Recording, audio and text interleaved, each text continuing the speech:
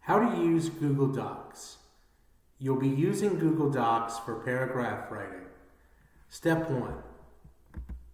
How do you create a brand new Google Doc because your teacher has assigned you to write a paragraph or a summary?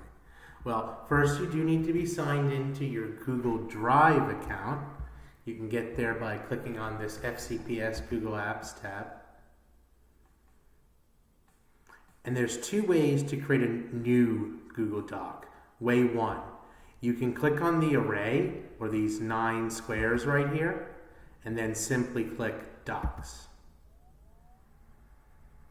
And then you need to click on the plus blank to start a new document. Another way is when you're in your Google Drive main screen, you can click on this plus new tab and then simply click on Google Docs. So let's say we're typing away. If you're interested, you can change the font size. That's the size of the letters by clicking right here. It's currently set to 11. We can click on this upside down triangle and we can move it up or we can move it back down.